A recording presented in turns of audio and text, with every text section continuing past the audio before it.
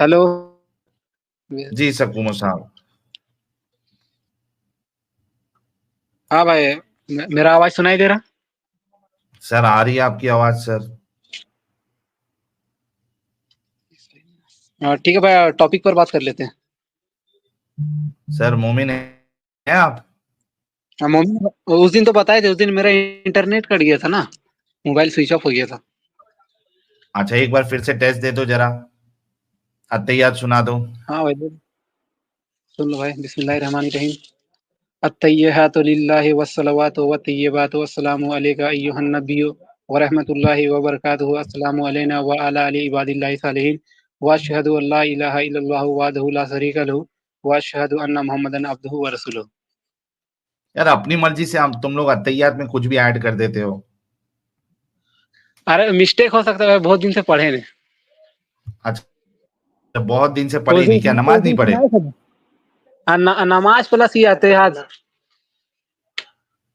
क्या आते हैं? नमाज भी नहीं पढ़े, मतलब हो गया 3-4 दिन से। और अत्तेहाद भी नहीं पढ़े।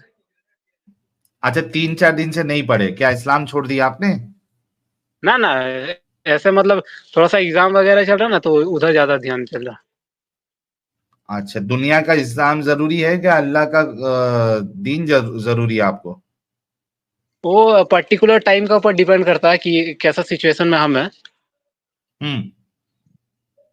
बेसिकली दीन तो सुप्रीम है, वो कोई दिक्कत नहीं उसमें। छूट भी जाता है, ऐसा थोड़ी ना बात है कि मतलब नहीं कर सकता।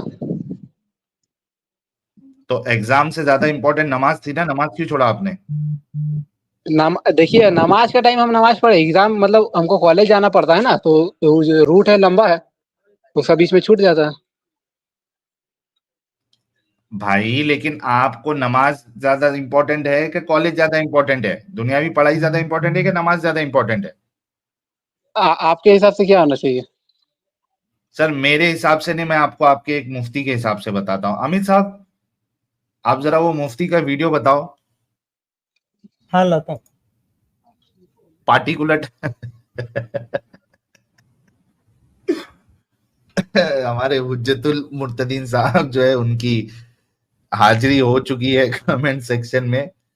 वैसे आपको बता दूं एडम साहब के, आपने तो देखा होगा क्या नाम है इसका, जयपुर समिट डायलॉग समिट में जो हमारा प्रोग्राम हुआ है, और उसके बाद तकरीबन वहां पे जितने लोग थे, कम से कम 60 से 70 लोगों ने आके आपके भाई के साथ जो है वो उनसे मतलब मुझसे मुलाकात की, सेल्फी लिया, अप्रिशिएट किया।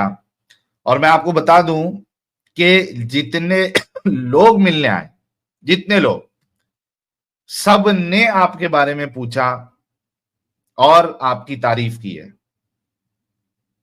एक भी ऐसा नहीं था मिलने वाला। मेरे ख्याल से हाँ 60 या 100 के आसपास लोग आके मिले, फोटो उन्होंने सेल्फी ली, हमारे साथ बातचीत की, अप्रिशिएट किया हमारे काम को, लेकिन उसमें से एक भी ऐसा नहीं था जो आपके बारे में ना पूछा हो।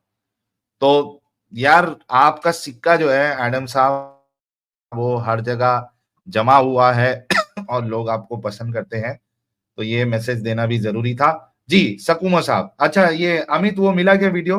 ला रहा हूँ ला रहा हूँ। हाँ। ये देखिए अली नवाब शाह भी कह रहे हैं नमाज से बढ़कर कुछ नहीं है, एग्जाम तो दुनियावी है, इसमें पास हो भी जाओ तो कुछ नहीं होगा, बल्कि हमें आखिरत की तैयारी करनी चाहिए। वाह वाह वाह, ये बिल्कुल सही जवाब है। आपको भाई इसके पूरे 500 टॉपिक पैसे पे तो दिए बात जाएंगे। करेंगे भाई। जी टॉपिक पे बात करेंगे, टॉपिक पे जो रखा है, थंबनेल लगाया है जो। हाँ टॉपिक पे, नहीं टॉपिक पे बिल्कुल बात करेंगे। मैं आपको ये बताने की हम कोशिश करते हैं कि आप लोग कितने हिपोक्रेट है, मुनाफिक है, कि इस्लाम की कुछ बातों को लेते हैं और कुछ बातों को छोड़ देते हैं। कैसे साबित कीजिए? हाँ ये देख, आपने कहा ना कि पार्टिकुलर टाइम जो होता है आपका एग्जाम का, तो उसमें आप नमाज नहीं पढ़ पाते, छोड़ देते हैं। तो आपका अभी मैंने आपके भाई का भी मैसेज दिखाया, और अभी आपको मैं आपके मुफ्ती का भी मैसेज दिखाऊंगा। देखिए वो क्या कहते हैं कि एग्जाम इंपॉर्टेंट है, पढ़ाई इंपॉर्टेंट है, या फिर नमाज इंपॉर्टेंट है, इस्लाम इंपॉर्टेंट है? इस्लाम तो इम्पोर्टेंट है, उसको छोड़िए ना, टॉपिक पे बात कीजिएगा तो बोलिए। तो भाई इस्लाम इंपॉर्टेंट होता तो आप एग्जाम छोड़ के पहले नमाज पढ़ते ना। तो उससे थोड़ा मतलब नमाज पढ़ने से आपको अल्लाह पे भरोसा नहीं है, आपको एग्जाम पे भरोसा है कि एग्जाम पास करूंगा तो आगे बनूंगा। आपको अल्लाह पे तो भरोसा नहीं है कि नमाज पढ़ूंगा तो अल्लाह ऑटोमेटिकली तरक्की देगा। नमाज छोड़ने से ये कैसे साबित होता है, मतलब या एग्जाम देने से कैसे साबित होता है कि मेरा अल्लाह के ऊपर भरोसा है कि नहीं? इस वजह से क्योंकि आपको एग्जाम पे ये भरोसा है कि भाई मेरे को अगर करियर में आगे बढ़ना है तो मुझे एग्जाम को इंपॉर्टेंस देना पड़ेगा, ना कि नमाज को। अगर नमाज को इंपॉर्टेंस दूंगा, एग्जाम छोड़ दूंगा, हाँ तो मेरा करियर जो हाँ है वो बर्बाद हो जाएगा, मेरा साल वेस्ट होगा और मैं लाइफ में आगे नहीं बढ़ूंगा। अगर ऐसी सोच आपकी नहीं होती तो आप नमाज पढ़ते और एग्जाम एग्जाम छोड़ते। ये देखिए आपके मुफ्ती साहब क्या कहते हैं, लगाओ। अस्सलाम वालेकुम मुफ्ती साहब, क्लासेस के लिए नमाज कज़ा कर सकते हैं क्या? वालेकुम अस्सलाम, आप नमाज के लिए क्लासेस कज़ा कर सकते हैं। देख लीजिए, आप नमाज के लिए क्लासेस कज़ा कर सकते हैं, क्लासेस के लिए नमाज नहीं आप कज़ा कर सकते हैं। तो ये अगर आप इस तरीके से नमाज छोड़ते हो तो आप हिपोक्रेट हो, आप मुनाफिक हो, आपको अल्लाह पे यकीन ही नहीं है और होना भी नहीं चाहिए। मैं आपकी इस बात तो मानो तो सही कम से कम कि हाँ हमको अल्लाह पे यकीन नहीं है, क्योंकि करियर गया तो खत्म, बर्बाद। तो देखिए ये जब मुफ्ती का वीडियो आया तो इसका इंटरनेट फिर चला गया या भाग गया पता नहीं। यार ये फादर ऑफ अल्लाह, अगर आप मोमिन नहीं है या एक्स मुस्लिम नहीं है तो जल्दी छोड़ के चले जाओ, वरना आपको जो है ब्लॉक कर दिया जाएगा। हाँ अरे भाई सकूम कट हो गया था भाई। ये वीडियो फिर से लगाओ अमित साहब। अरे वो मैंने इंस्टा में देखी हुई है वीडियो। अस्सलाम वालेकुम मुफ्ती साहब, क्लासेस के लिए नमाज कज़ा कर सकते हैं क्या? वालेकुम अस्सलाम, आप नमाज के लिए क्लासेस कज़ा कर सकते हैं। देखे एक कुछ 1 लाख ज्यादा कुछ रिएक्शन बात ही नहीं। 1 लाख रिएक्शन है उस पे मोमिनों के। हाँ, मोमिनों के 1 लाख से ऊपर लोगों ने लाइक किया हुआ है उसको। तो भाई तेरे अंदर तो मुनाफिकत है, तू अल्लाह पे यकीन नहीं करता, तू एग्जाम पे और दुनियावी पढ़ाई पे यकीन करता है। साबित कर सकते हैं आप कि एक मतलब नमाज छोड़ने से और एग्जाम देने से मुनाफिकत इंसान के अंदर आ सकता है, ये साबित कर सकते बताया हैं? ना उसकी वजह तेरे को। अच्छा एक बात बता, कैसे तूने वजह कैसे? एग्जाम क्यों दिया, हाँ एग्जाम क्यों दिया और नमाज क्यों छोड़ा? यही वजह ना कि नमाज तो छोड़ सकता हूँ लेकिन एग्जाम को नहीं छोड़ सकता हूँ। अरे भाई, मैं जहाँ अगर मैं अपने जगह में रहता तो नमाज क्यों नहीं पढ़ता? मैं यहाँ अपने गांव में था ही नहीं, मैं तो कॉलेज में था, मैं तो नहीं पढ़ता। एग्जैक्टली तो कॉलेज में नहीं जाना है आपने अगर नमाज छूट रही है तो, नमाज वो तो पढ़ना है। कजा भी पढ़ सकते हैं, वो तो हम कजा भी पढ़ सकते हैं। आपको क्या मालूम कि हम पढ़े कि भाई नहीं पढ़े? किसने कहा आपको? भाई कजा जो होती है वो गलती से आपकी नमाज छूट जाती है। गलती आप ने कोई कोई ऐसी मतलब कारण मजबूरी, रहना चाहिए। भाई आप कोई ऐसी मजबूरी में है कि बस अब वो उसके बिना कुछ चारा ही नहीं है, बेड पे है आप, कोई ऐसी, और उसको आप आदत भी नहीं बना सकते, समझ रहे? तो ये हाँ बहाना ना बनाइएगा। आपने एग्जाम को तरजीह दी इस्लाम के ऊपर, नमाज के ऊपर। आपको अल्लाह से ज्यादा भरोसा अपने एग्जाम पर है, क्योंकि आप समझते अच्छे तरीके से कि एग्जाम में फेल हो जाऊंगा, एग्जाम नहीं दूंगा तो लाइफ में करियर आगे नहीं बढ़ेगा। लेकिन आप लोग का प्रॉब्लम ये है कि आप इतने बड़े मुनाफिक है लेकिन आप लोग मानते नहीं है। वो आप अपना हिसाब से सोचिए ना, कोई फर्क नहीं पड़ता। सोचिए वो नहीं, हमको यही मालूम हकीकत है। चलो है। आगे बढ़ते हैं जी। हाँ ठीक है। बताइए आप, ये आपका अल्लाह जो उस दिन ये कह रहा है किधर जी, हमने इस अमानत को आसमानों और जमीन में पहाड़ों के सामने पेश किया तो वो इसे उठाने के लिए तैयार ना हुए और इससे डर गए।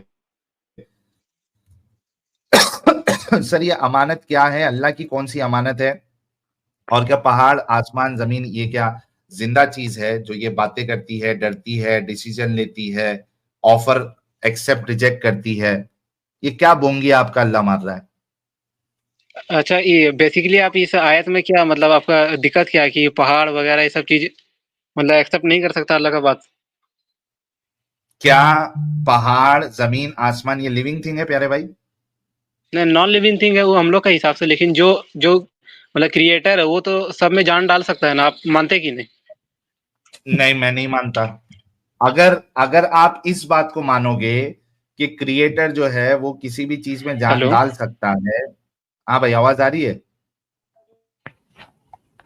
हेलो। आवाज आ रही है?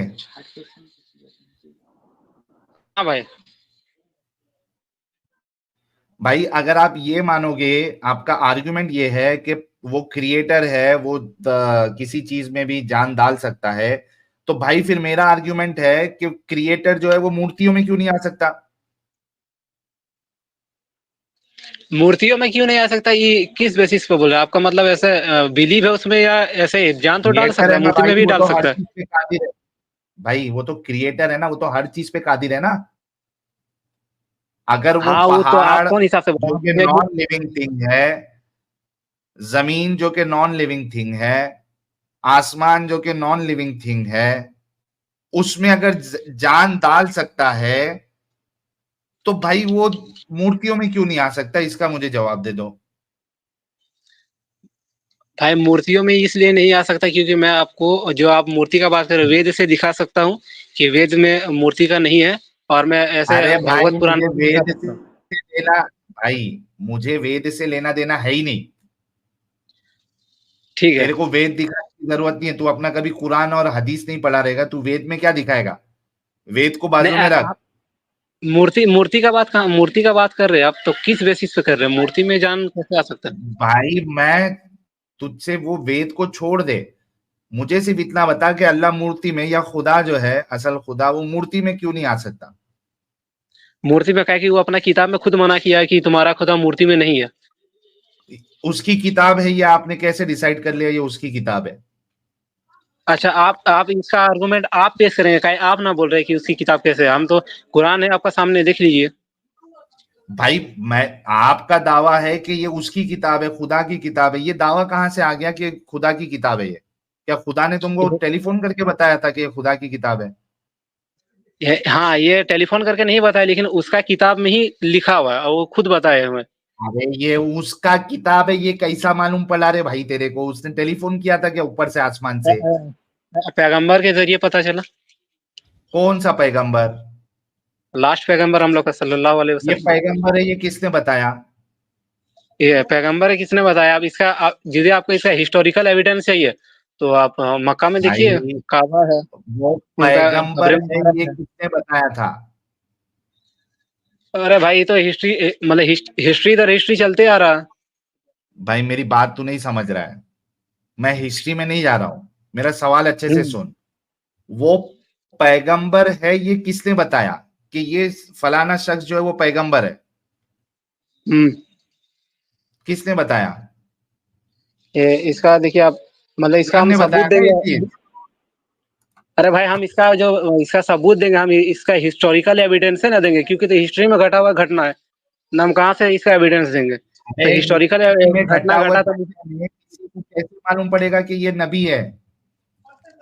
कैसे मालूम है? लोगों से, सहाबा से, किताब से, कुरान से, जब कुरान खुद कह कुरान रहा है। से। अबे कुरान से मालूम पड़ेगा ना ये नबी है।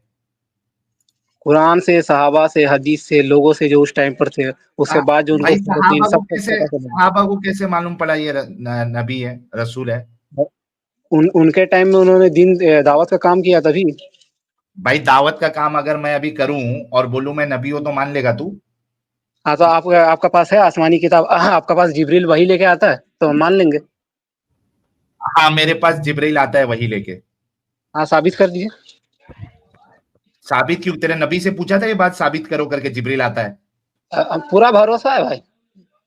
तो मेरे पे ब्लाइंड। भरोसा करना, मैं क्या ऐसा गुनाह कर लिया जो मेरे ऊपर भरोसा नहीं कर रहा? और एक ऐसा इंसान 1400 साल पहले जो था भी क्या नहीं था वो भी नहीं मालूम है, उसकी बात पे तेरे को भरोसा है कि जिब्राइल उसके पास आ रहा था? उससे तो तू सबूत नहीं मांगा, मेरे हाँ, से तो सबूत सुनिए, मांग रहा है। वो था कि नहीं था उसका हम एविडेंस हिस्टोरिकल देंगे तो आप मानेंगे? हिस्टोरिकल जिब्राइल का एविडेंस हम एविडेंस उसका तू देंगे। जिब्राइल का जिब्राइल का बात नहीं, अभी आप किसी पैगंबर का बात हो रहा है। पैगंबर का हिस्टोरिकल एविडेंस देंगे तो आप मानेंगे? अबे कैसा हिस्टोरिकल एविडेंस देगा? वो पैगंबर है करके वो खुद बोल रहा है ना भाई। वो खुद नहीं, उसका किताब है भाई, आसमानी किताब है, उसमें भी बोला हुआ है। और मक्का में कुरान बोल रहा है ना कि वो पैगंबर है। ओके, ये लिख लेता हूं, अभी इसको अच्छे से समझना। कुरान बोल रहा मोहम्मद साहब रसूल है, ठीक है। अच्छा, कौन बोल रहा है कि कुरान जो है अल्लाह की किताब है? हिस्टोरिकल एविडेंस तो एडम साहब ज्यादा से ज्यादा मोहम्मद साहब का दे सकता है ना। हाँ दे, वो भी सर ज्यादा से ज्यादा, अरे भाई ज्यादा से ज्यादा मैं कहता हूँ उसी का दे दे। चलो सकूमो, चलो एडम साहब को मोहम्मद का ही दे दो। एविडेंस अगर आपको नहीं मिलेगा, अगर मिल भी गया तो इतना साबित होगा सिर्फ कि मोहम्मद नाम का अरे भाई मोहम्मद का एविडेंस दे दो भाई कि था एक बंदा, नबी था नहीं था उसे छोड़ो, उस इलाके में एक बंदा था जिसका नाम मोहम्मद था, हिस्टोरिकली एविडेंस देना। हाँ भाई आप सकूमो, भाई आप मसीह का आप एविडेंस दे दो। अरे तेरे से जो सवाल किया वो सर वो मत करना भाई अभी। बिल्कुल कोई मसला ही नहीं साहिल साहब, कोई मसला ही नहीं सर जी। मसीह का एविडेंस दे देते हैं। रोमन्स ने लिखा मसीह के बारे में कि उन्होंने उसको सलीब चढ़ाया, आपके पास है प्रोन्थियस का नंबर। उसके बाद जूस ने लिखा अपनी तालमूद के अंदर कि उन्होंने जीसस के बारे में। उसके बाद देखो मैं उसकी बात कर रहा हूँ जो कि नॉन क्रिश्चियन हैं, उनकी बात कर रहा हूँ, ठीक है, जिन्होंने उसको मारा उसकी बात कर रहा हूँ। और फिर बेसिकली मुसलमानों ने भी लिखा कि उस जमाने में था। तो भाई देखो 3 एंटी जीसस आइडियोलॉजीज उसके बारे में लिख रही हैं, तो भाई कोई मसला नहीं, उसका तो एविडेंस है। उसके अलावा अब आप एविडेंस दे दें मोहम्मद का from non Muslims of that time. Non Muslim of that time भाई, नॉन मुस्लिम से क्या आप जैसे दिए है, खुद दिए है अपना किताब से, तो हम भी कुरान से ही ना देंगे एविडेंस? नहीं मैंने अपनी किताब से तो दिया ही नहीं, मैंने तो यहूदियों की किताब से दिया, मैंने तो रोमन्स की किताब से दिया, मैंने तो बाइबल से दिया ही नहीं, मैंने बाइबल का तो एविडेंस नहीं दिया भाई। तो आप उनको सच मानते हैं? अरे यार सच मानना झूठ मानना छोड़ दो। अभी मैं मोहम्मद को भी कहा है कि उसे सच्चा नबी साबित करो, मैंने क्या उसका हिस्टोरिकल एविडेंस दो। मुसलमानों के अलावा किसने बताया है? मोहम्मद ने जूस के 7 कबीलों पे हमला किया, उनको मदीना से निकाल दिया, बनु कुरैजा को तबाह किया, सारे यहूदियों को मारा। मुझे बताओ किस यहूदी ने लिखा उस टाइम पे, बताओ। तो भाई नहीं लिखा तो उन लोग का गलती है ना, उससे इसे थोड़ा ना साबित होता कि वो पैगंबर नहीं थे।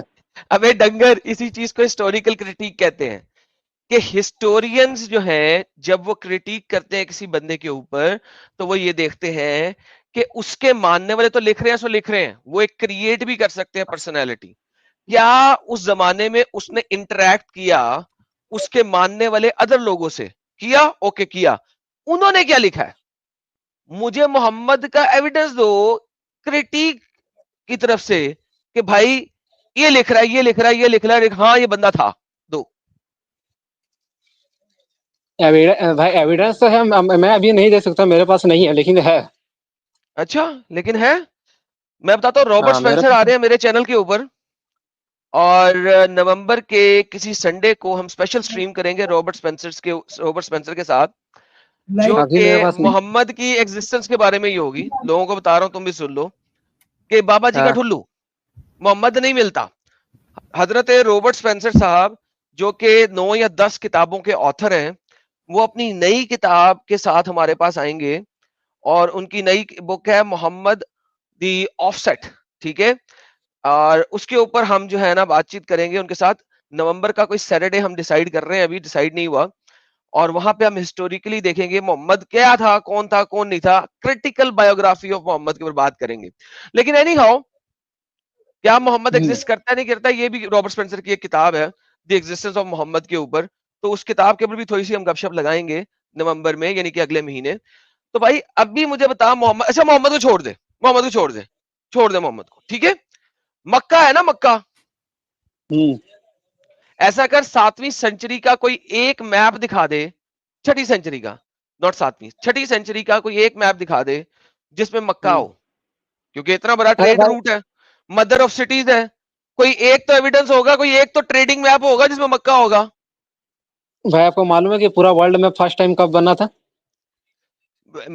मुझे मालूम ही कुछ नहीं है, तुझसे कह रहा हूं कि मुझे मक्का सारा का कोई मैप में मक्का पॉइंट करके दिखा दे हिस्टोरिकली 6ठी सेंचुरी से पहले, जिससे साबित हो जाए कि यार ये सिटी थी वहां पे, खाना काबा था वहां पे, लोग वहां पे तिजारत के लिए आते थे और मेजर सिटी थी और ट्रेड राउट था। दिखा।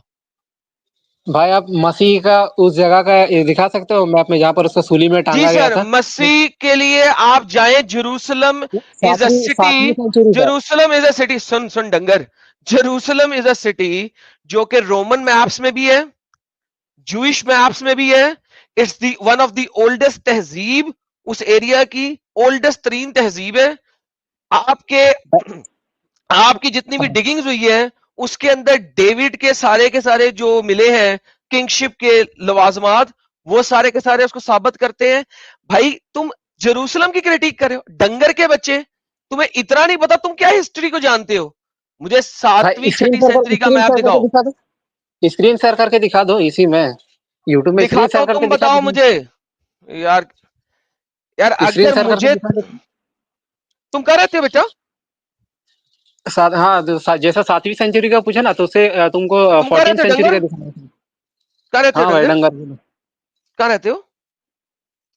उससे क्या मतलब, वो मेरा पर्सनल कहाँ इंफॉर्मेशन रहते क्यों? हो? इंडिया में रहते कंट्री हो? कंट्री कंट्री सिर्फ बता, इंडिया, पाकिस्तान, बांग्लादेश, किधर से इंडिया हो? इंडिया। इंडिया था 6ठी सेंचुरी में? हाँ हाँ, तो नहीं था, कहाँ था? नहीं था? अरे क्या भाई है नहीं था तो डंगर कहाँ का था, वही बच्चा, तो बोल रहे हैं। खोती का बच्चा जो है, हाँ भाई पागल हो डंगर गया का तू? बच्चा। दिमाग सही है तेरा? तुझे हिस्ट्री का पता ही नहीं, पढ़ी कैसे भाई जाती आप, है, लिखी कैसे जाती है? हिस्ट्री तूने सब्जेक्ट कभी जिंदगी में नहीं पढ़ा, डंगर ना हो तो, खोता। भाई अभी एक क्वेश्चन जा अगर यार, हिस्ट्री का पूछ पहले लोगे ना तो खत्म कर दे यार इसको, मुंह अंब का नहीं पता था। नहीं है। अब मैं इसको बताऊं, डेविड कहाँ पे था? तेरे प्यो के पास था? सलमान कहाँ था? तेरे प्यो के अरे पास था? यीशु की कुत्ती, यीशु यसु की की कुत्ती नहीं, कुत्ती तू ए, मोहम्मद की कुत्ती है, सको डल्ले कुत्ती माँ के बच्चे। सकुमो, जाके अपने मोहम्मद की माँ को चोद, साला हरामी। अरे जब कोई सकुमो बात नहीं रही, पागल, तेरे से जब अच्छे से बात कर रहे हैं तो क्यों जबरदस्ती का उंगली कर रहा है? क्यों गुस्ताखी का जो है वो ये तू लेना चाहता है? सर ये उसी चैनल से वजह आते हैं तू ना, बन रहा है। ये उसी चैनल से आते हाँ हैं, जिस चैनल में गुस्ताखियां चलती हैं उसी चैनल से आते हैं। बात ये है कि एक बंदे को हिस्टोरिकल क्रिटिक की एबीसीडी नहीं पता, ये कह रहा है मैं मोहम्मद की हिस्ट्री बताने लगूं, कह रहा है जेरूसलम की मैं हिस्ट्री हाँ बताऊं। किसी बंदे को जेरूसलम की हिस्ट्री अगर मुझे बतानी पड़ेगी ना, तो सर वो हिस्ट्री पे बात ही ना करे मेरे साथ, because Israel is a known historically evidence, उसका मौजूद है पूरी दुनिया के अंदर। गूगल कर लो, आपको हिस्टोरिकल मैप्स मिल जाएंगे, सारा कुछ मिल जाएगा। और दूसरी बात, इजिप्ट की तहजीब, इजराइल की तहजीब, ये इतनी पुरानी तहजीबें हैं जिसकी इंतहा कोई नहीं। रोमन्स ने 300 बीसी के अंदर इजिप्ट के ऊपर और इजराइल के ऊपर 2nd सेंचुरी बीसी के अंदर अटैक्स किए थे। ये इतनी कॉमन नॉलेज है कि भाई आप मुझे कह रहे हो कि रोमन हिस्टोरियंस गलत लिख रहे थे, आप मुझे कह रहे हो कि सारे के सारे गलत लिख रहे थे। लाइक इस तहजीब को रिजेक्ट करना इज स्ट्यूपिडिटी इन एसेंस। और कोई बंदा अगर मुझसे ये मांगे, उस बंदे से बात करना ही नहीं बनता हिस्ट्री के ऊपर।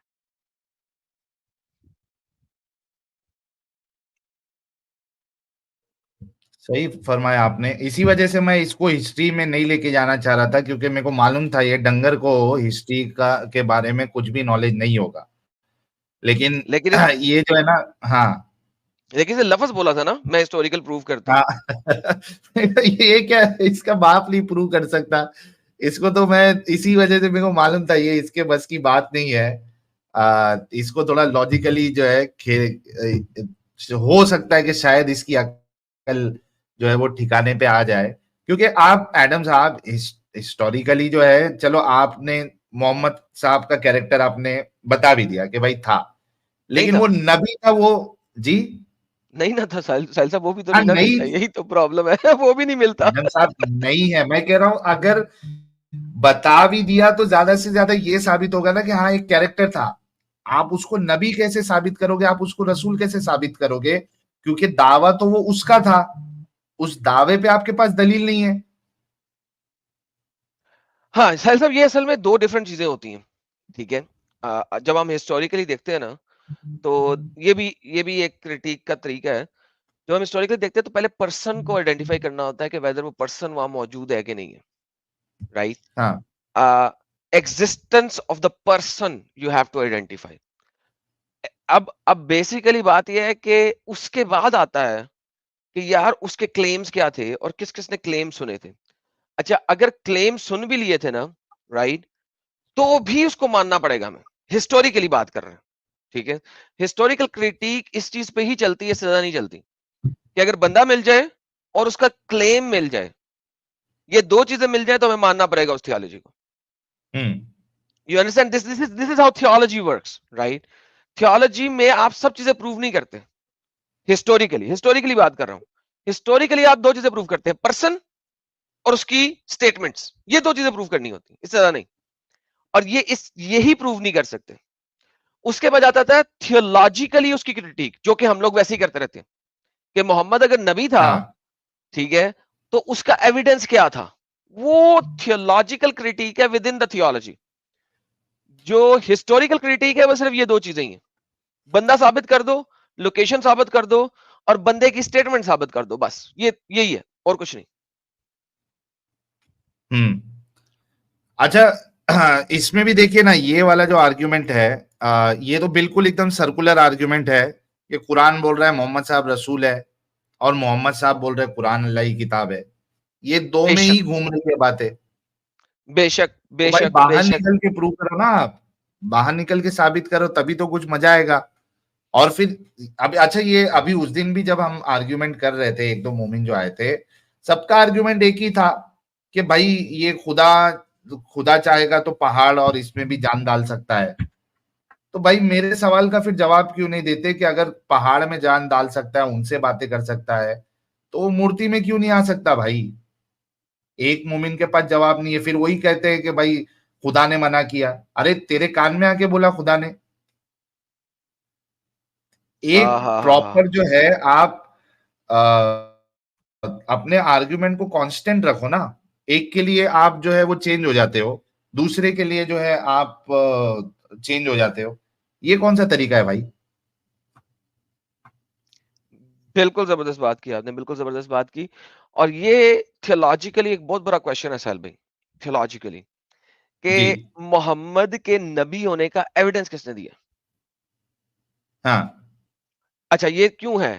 क्योंकि अगर अल्लाह कहता है ना कि तौरात, जबूर और इंजील भी अल्लाह ने उतारी है, ठीक है, तो तौरात, जबूर और इंजील के अंदर दो तरीकों से कोई बंदा प्रॉफिट साबित किया जाता है, ठीक है, कि पिछले प्रॉफिट ने अगले प्रॉफिट को अनॉइंट किया हो, राइट।